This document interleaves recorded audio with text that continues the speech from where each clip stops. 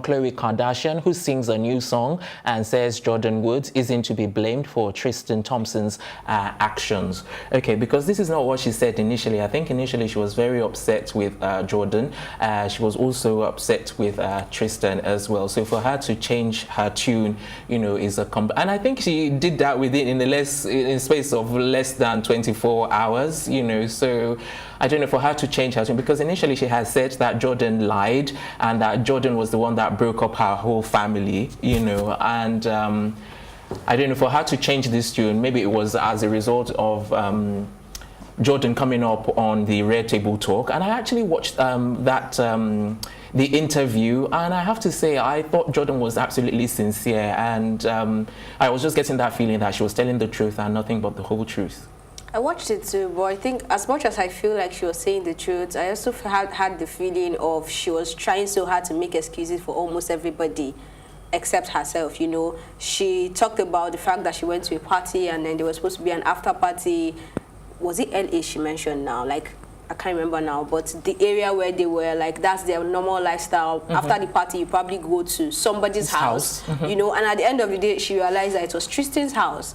Now, she was sounding, oh, I'm sorry for going to the after party. I'm sorry for, like, even if it was not in Tristan's house, you were still going to go for an after party. It was not a crime to go for an after party, yeah? And she went on with the story and talked about how at the end of the day, when she was going to leave the house, he kissed her. And she was shocked. But she was already walking out, so she walked out. So supposedly, that is where whoever the rumormonger is saw and pushed it out there to say she was making out with him and blah, blah, blah. But I'm happy that Khloe came out to say something more reasonable, because what she said initially, I mean, she said that while she was still watching the Red Table Talk. So the Red Table Talk hadn't finished when she went on to blast her and say she was lying. And my question was, if you say she's lying, were you there? What do you know? Like, everything you know is what somebody has told you. Either people that are sharing the rumor or your baby daddy or somebody. So you really do not know what the truth is. Now, someone is coming out to tell you this is what happened, and you're saying she's lying, saying it's her fault, saying, oh, he's the father of your child, so you cannot blame him. And you know what that made me realize is, you know, when we talk about things like this in Nigeria here, we try to feel like it's the Nigerian woman mentality.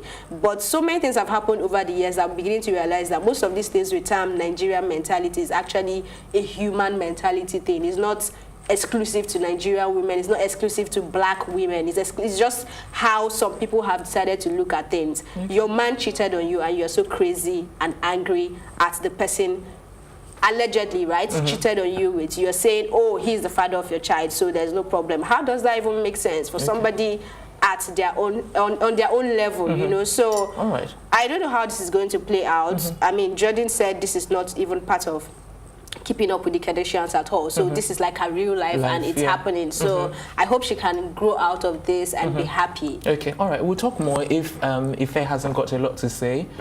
What's your take on this whole story? Well, first of all, I think the Kardashians are drama queens. I think they do all of these things just to stay in the news.